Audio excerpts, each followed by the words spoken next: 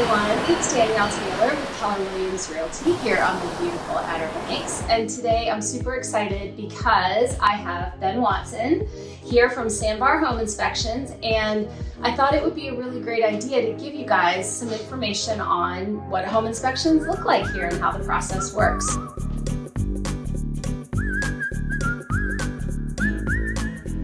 Ben, thank you. Thanks for helping. Sure. So the first thing I thought is maybe you could walk us through, like, what does a home inspection entail?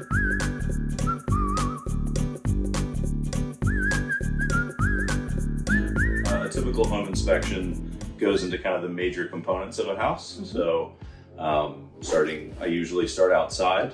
So I'll give a house a good walk around. I'm looking at everything from the condition of the siding, the trim, installation or missing flashing. I'm taking a look at the deck. We tend to have a lot of deck issues down here on the beach. But everything from initial construction to safety related issues. And then I'll hop up on the roof. I'll take a look at condition of our roof coverings, making sure again everything is installed properly and everything's in functioning shape today. Mm-hmm. Then I will move inside and I'll take a look at everything from your HVAC system. So that's usually here in the Outer Banks, that is an electric heat pump. Rarely do we get anything else outside of that here. So again, an electric heat pump is pretty standard here. So I am generally removing covers of air handlers, taking a look at the interior components there.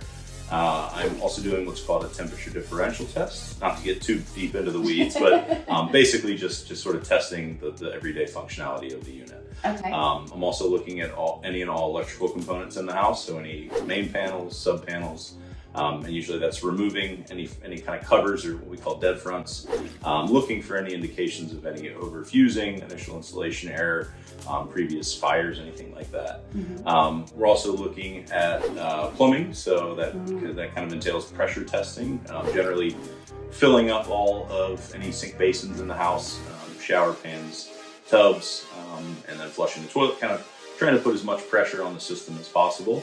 Trying to kind of force a leak, essentially. So we're also identifying plumbing materials. We do have some plumbing materials down here that were typical for the age of when a majority of the construction was done here on the Outer Banks.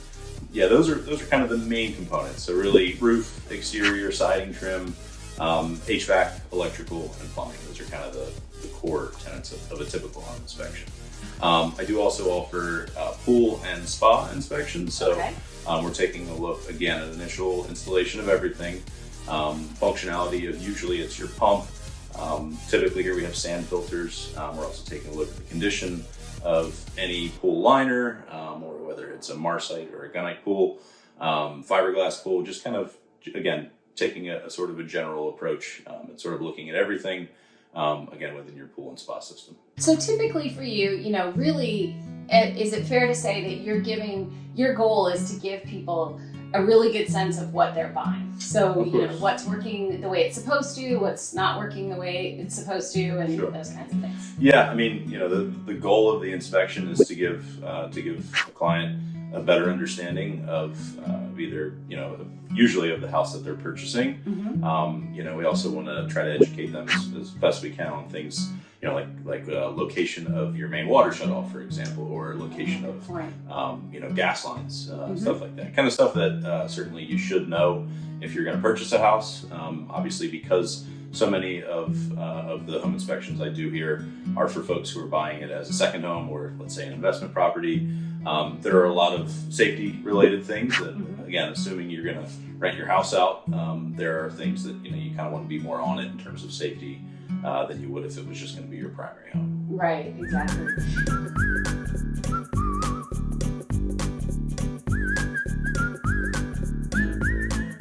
Yeah, so I usually encourage folks to come. I like to be on my own for most of the inspection, just so I can concentrate. Yeah.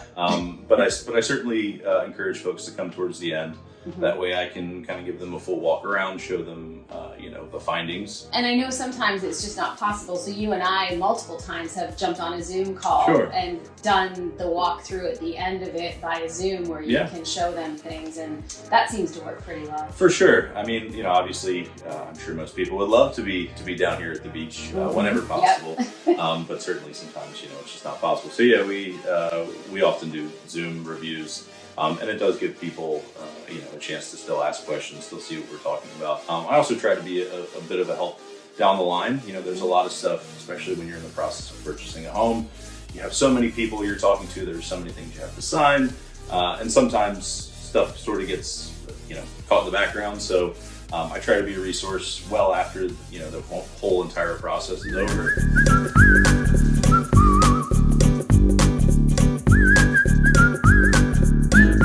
Yeah, the big one that's different, or the big two that really is different from owning a home here elsewhere, is moisture penetration, right? Because we're in an area where we have extreme weather, usually associated with rain.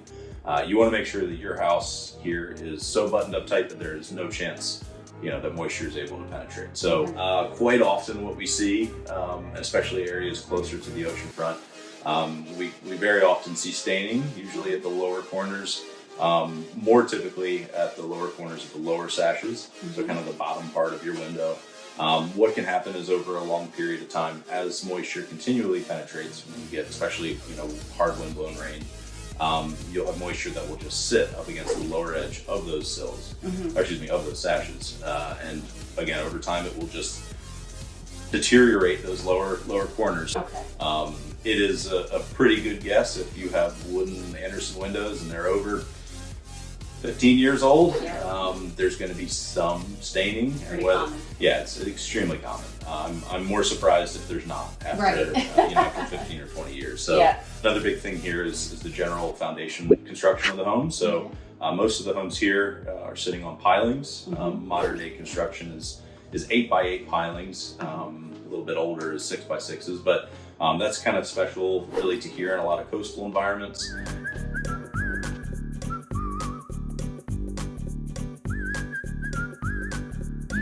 What you would see as big deal items versus it's normal wear and tear, it's a 20-year-old home, like nothing to panic about. Yeah, I mean, the big ones that I always look out for is deteriorated pilings. Okay. Anytime you have pilings that are, usually it's directly below the soil level. So I dig out every piling, and if there is any rot or deterioration beneath there, on a sort of a larger scale. So in other words, if it's a lot of the pilings are showing signs of deterioration, windows, I know we just talked about them, but windows are not cheap. And so many of these houses take advantage of the wonderful views that we have here, but that also results in a lot of windows. A lot of wear and tear, a lot of windows. Yeah, so that's one of the things I would certainly say most people don't think about when they're walking through. They're seeing the beautiful views. But again, when it comes time to replace windows, certainly it's usually a pretty big check you have to write to replace those windows. Do you think it might be a good idea for a homeowner here every 5 years to have you come out and do a home inspection for them to be kind of like fresh eyes, or what do you think about that? Yeah, I mean, I have a rotating group of, I'm up to about 40 clients now that it's every few years I'll go out there. It depends a little bit on the condition of the house, the age of the house, the location of the house.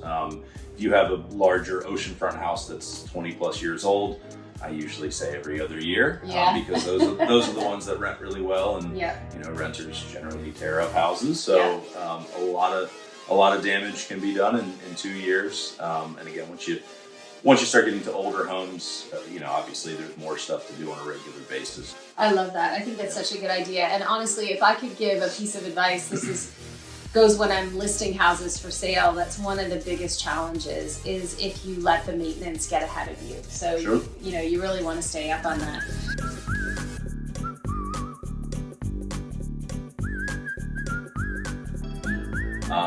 I would say definitely take a vested interest in any repairs that are being done by any property management company to your house. Okay. Small things turn into big problems if not fixed properly.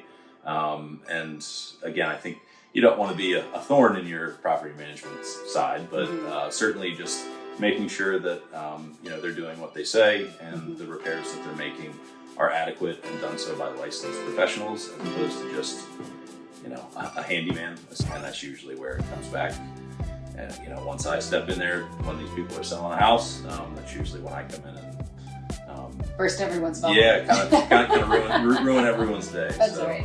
Yeah. Well, yeah. So I mean, I think it just goes to show, like, trying to get a stable of trusted vendors and Sure. to kind of manage those so you're not relying on others is really a great thing. So Yeah. rely on your realtor too for recommendations. Sure. We can always help. That's awesome. Thank you so much, Ben. I Of course. appreciate it. Just remember, if you have questions or any information you want about the home inspection, feel free to reach out. I can connect you with Ben, or his contact information will be below on the channel. As always, if you have any other questions for us, let us know and subscribe to the channel so you don't miss anything. Have a great day.